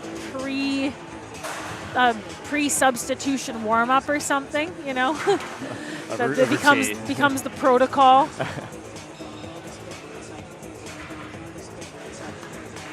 Salma Hany wasting no time here.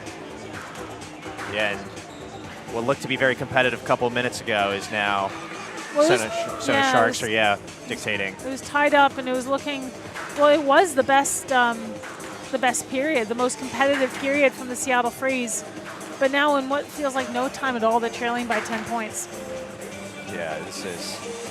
And Salma Hany, she's settling into a rhythm. Yeah, she's experienced in this NSL format, as seen with last year. Well, she just looks like she's going about her business, doesn't she? She's just looking like she's playing the kind of squash that she always plays.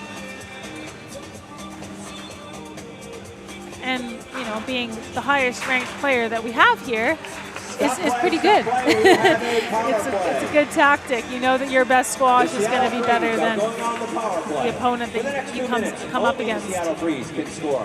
Now, we have not seen Margot Prow in quite some time, Sean. Just saw her in the wings there. She's standing up, waving her racket around a little bit. Yeah, so we're going to probably see a substitution right after this power play. We'll see how Salma Hany decides to defend this power play here, which is going to be the last one for the Seattle Freeze. Meanwhile, SONO Sharks will have one more.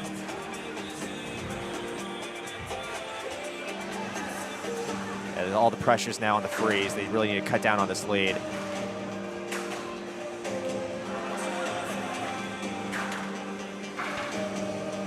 Yeah, Metwali just needs to keep taking the ball in. I mean, that's what she can do, right? That's what she can do. Yeah, you've been praising about her attacking abilities, and it's really being shown on display right now. Yeah, the first opportunity she gets, she needs to just go for it, right? And even if it's the 10, fine, go for the next one, because in the first 3 shots of the rally, she's able to tee off and take it in like that. So I think she's got to go for broke. Yeah, that's 3 points in a row now. And again, there we go, wrong footing, showing the backhand drop, whipping it in for a boast. This is fantastic. Salma Hany's feeling the fatigue here. Just got the width. Really good power play from Metwali. Went for that 3-wall, didn't find the neck. There are 30 seconds left in the power play, 30 seconds.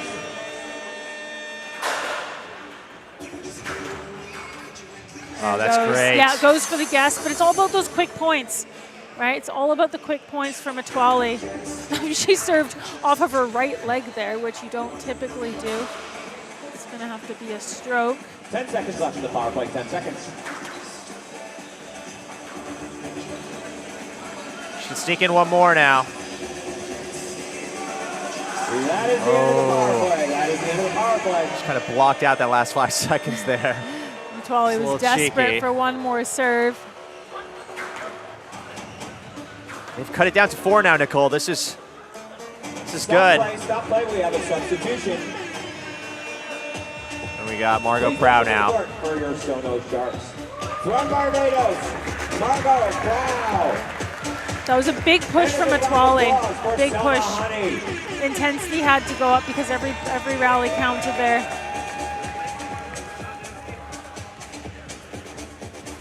It's just trying to get an extra few seconds of recovery time.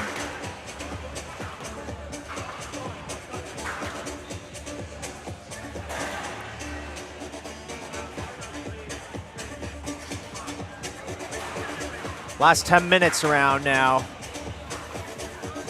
Oh, the 3-wall. It's a very skilled shot.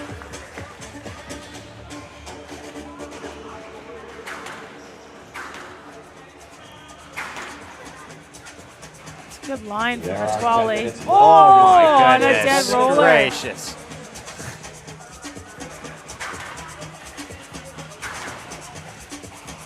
That's nice. That's another.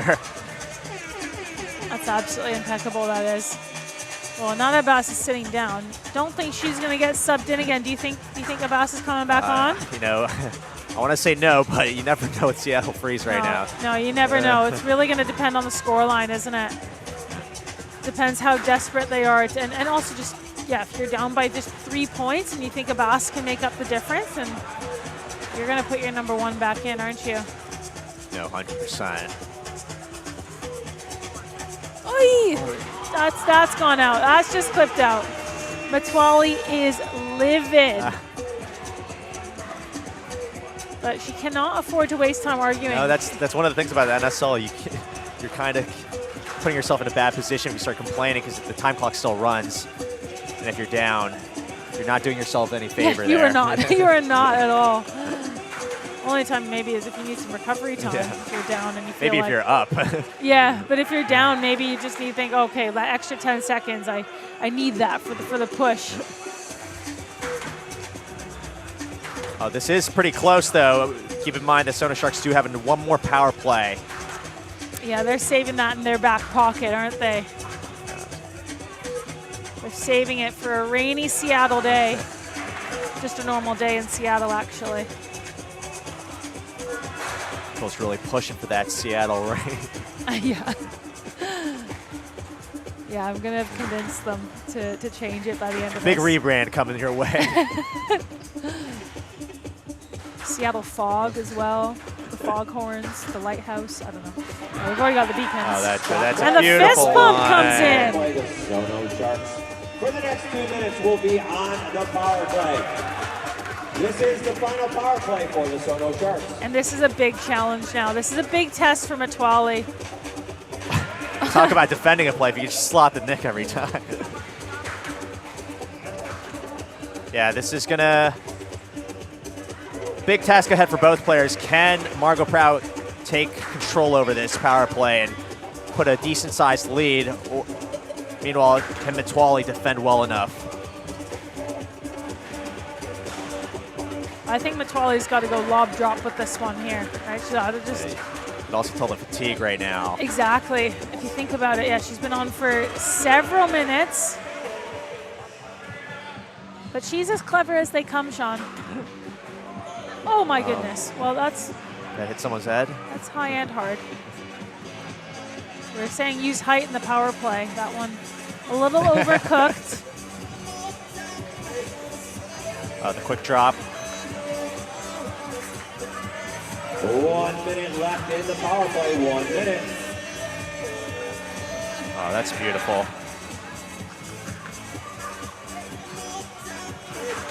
So often we've seen players trying to defend the power play by extending the rallies and using height. Matwali seems a lot more keen on just trying to win the rallies herself. Yeah, she says, screw that. She wants to take initiative, doesn't want to be on the back foot. 30 seconds left. Like there, you think maybe she'd lift that, right? She's taking it in, but she's a little late getting to the ball. So Margot Prow, who's fresh and looking that's sprightly, good. is just racing up on to the follow-up. Yeah, I think they got to do a quick substitution right after this. This is a very successful power play from Prow. 10 seconds left of the power play, 10 seconds. Yeah, this will be the last rally here.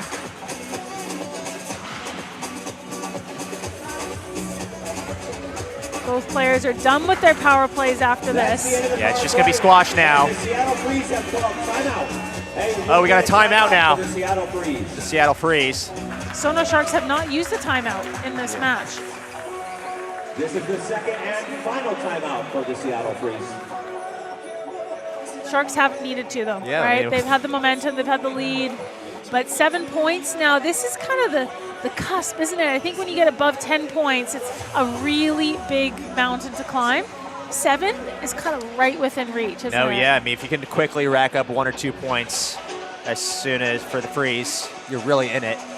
And obviously, depending on how much time you have, but I think with this amount of time, that's a lead. Also, just psychologically, right? If you think, oh my gosh, I've got 10 to 15 points to make up.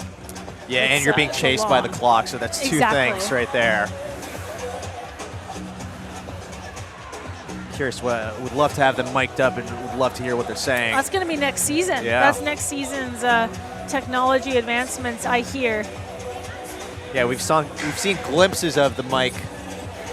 We've seen even a bit of it in the PSA tour where we see the coach. I mean, who knows? Maybe at some point, yeah, we'll have not the comm cams, the coaching cams. I do love that.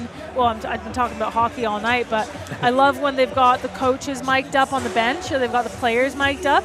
It's pretty cool to hear that sort of insight. Yeah, I'm sure the coaches are not too fond about their strategies being exposed, but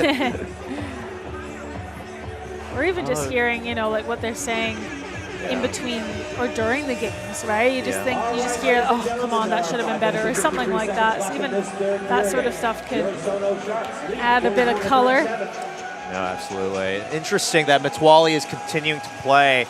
They're opting not for substitution here.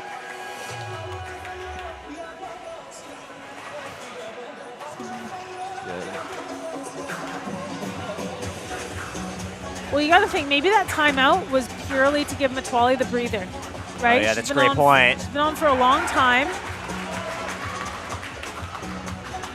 Get that little break, and for squash players, that's enough time to reset. Just catch your breath and have another little go. There goes that big wind up. That's a good rally. She is so clinical there. Nicole, the lead's 5 now.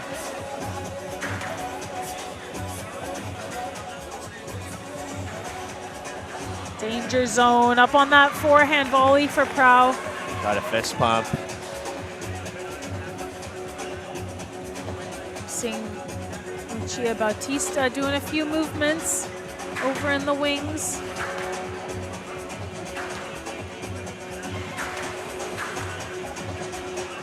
I should actually say over in the fins, over in the shark fins.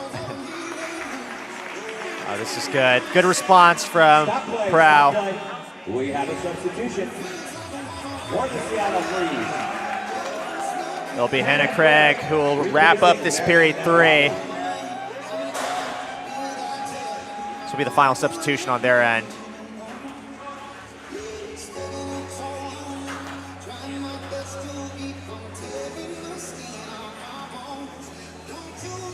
Well, she was underplayed in the beginning of this match, so finishing strong now, just trailing by 7 points again. That magical and elusive 7 points. That's really fantastic.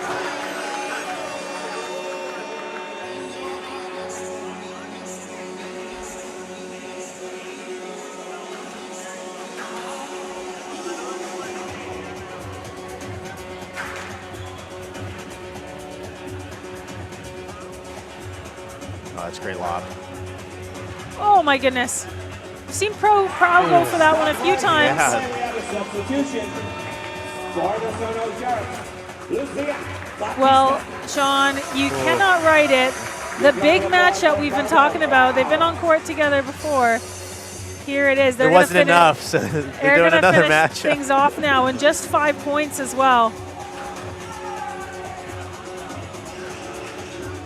And got to remember that the Seattle Freeze, if they want to breathe more life into this match, they've got to win this period, right? They're down 2-0 with the period, so it all relies now on Hannah Craig.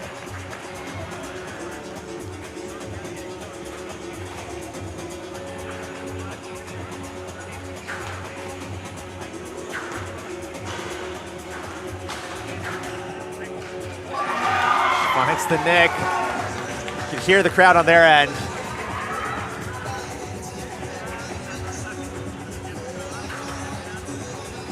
Yep, every little injection of energy that they can give Hannah right now.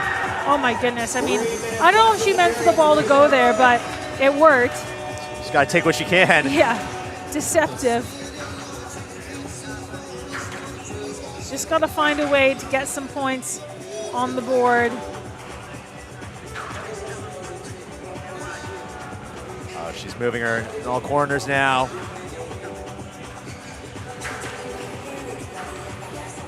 Much of Hannah's game is revolved around her retrieval abilities. Yeah, you can see the injection of intensity that Craig has brought. That's good. She's frustrating Lucia Batista. 2 minutes. This is getting 2 exciting points. now. 2 points and 2 minutes to go. It's well read from Batista, that forehand side. She can do a lot of damage over there. Opportunity for Craig. Short game Yeah, she hasn't. didn't capitalize on that. No, it's not quite been her strong suit in this match here today. She's found a lot more winners at the back of the court. That's a good space. Oh, what a rally here. This is a great rally.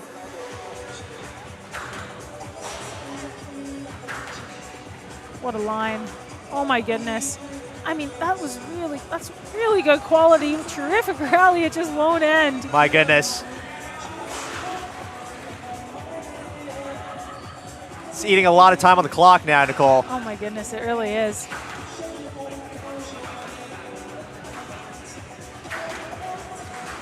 Wow.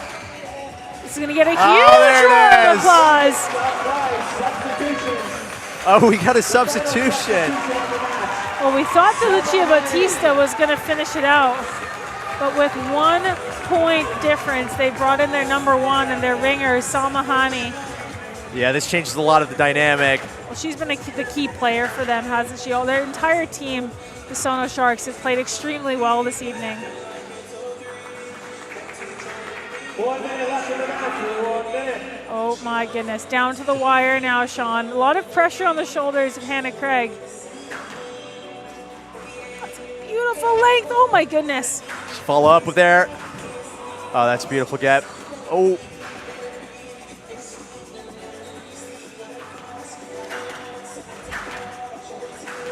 She needs to stay steady here, Hannah Craig. Doesn't want to give anything cheap away to Salma Hany, who's been so calm and collected throughout. That is brutal. She found the fortunate nick. 20 seconds left in the match. But what a period, though, by the Seattle Freeze. They've all stepped up to the mark. Yeah, massive positives no matter what happens here. 8, 7, Yeah, Salma really just extending that to kill the clock now. Very savvy move by her. Wow, There it what an is. end to that match there. So encouraging from the Seattle Freeze, improving every period, but especially that third one. It came down to the wire. Yeah, I think that they forced that substitution at the end. I don't think they probably had that planned, but with how Seattle was responding. They didn't want to take any chances there. Wow. What a match, what a match. Big win for the home team here for the SONO Sharks to open up their season here now. And what a debut performance for the Seattle Freeze. Huge round of applause for the Seattle Freeze. as we're going straight into the encore interview here, led by Bill Buckingham. 4-0, the SONO Sharks.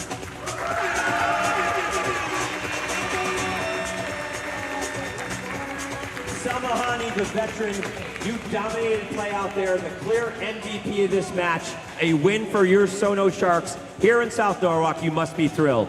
Yeah, absolutely thrilled. I wouldn't have done it without my team. They did an absolutely amazing job today.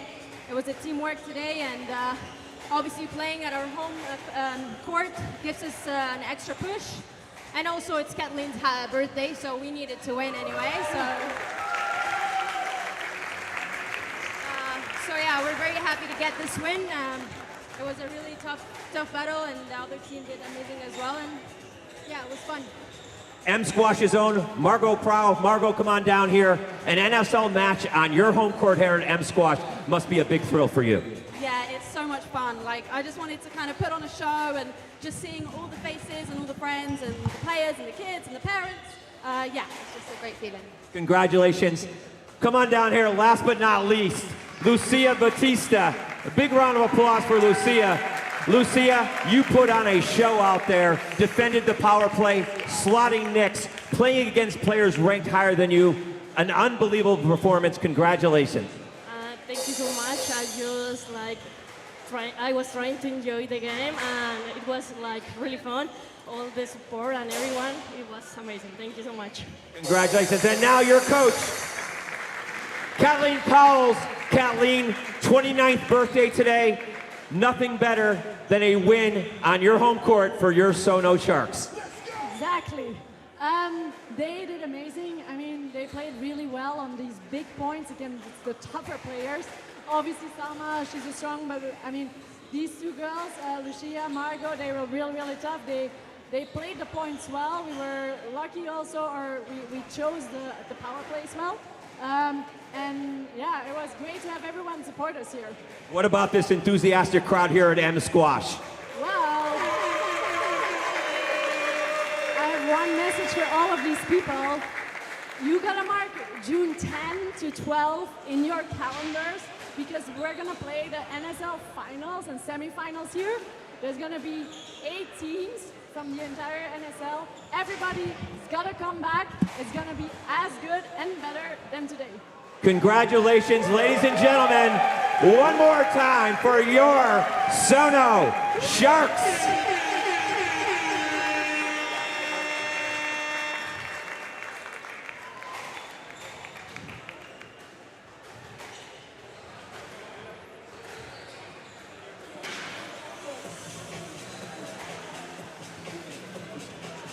Big victory for the SONO Sharks to open up their season. A bit of positives for the Seattle Freeze there at the third period. What do you think, Nicole, on how that wrapped up? I absolutely agree. I mean, look how happy the SONO Sharks are there. But Those Seattle biceps. Freeze, yeah, they took some time. They looked like they were new.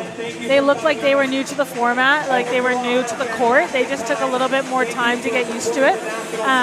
And once they started to figure it out in that third period, then, you know, it was a lot more competitive. They lost just by 2 points, and they could have actually won that third period if there hadn't been that last-minute substitution, which, you know, putting in your number one right at the end, and she's fresh and she's rested, that's always going to give them a little bit of the edge, right? So I think highly encouraging for a brand new team, Seattle Freeze, and we get to see how they do in the rest of the season. Yeah, and keep in mind their best player wasn't even featured today, so a lot of positives to look forward to and how they especially managed to respond to that third period. But yeah, great win for the SONO Sharks, and the schedule will have a bit of a hiatus in the March, but it will be back in action March 20th for the New York Queens at the reigning champs, the Philadelphia Freedom, in March 20th. So Nicole is raising her hand here for the reigning team. But yeah, thank you for tuning into the stream here. And great to do this with you, Nicole. Yeah, it was awesome. a lot of fun. Really enjoyed it. It's fast-paced stuff, isn't it, right? You cannot switch off for a second, whether you're playing, coaching, or commentating, or watching even, right? Because things can happen so quickly. So it's just fast-paced action, and glad to be part of it. Yeah, awesome. Well, thank you for tuning in, everyone.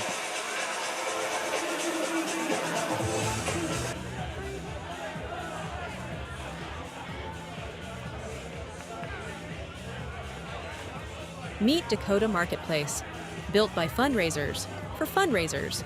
It's a complete, accurate, and ever-updated database. Stay current on job and role changes to be notified when your prospect or client leaves a firm. Stay up to date on fundraising news. Access our metro areas feature, which allows you to quickly identify a city that you are traveling to, and all of the qualified prospects within that city broken out by channel. All of this updated in real time. Request a demo and see how we make fundraising easier.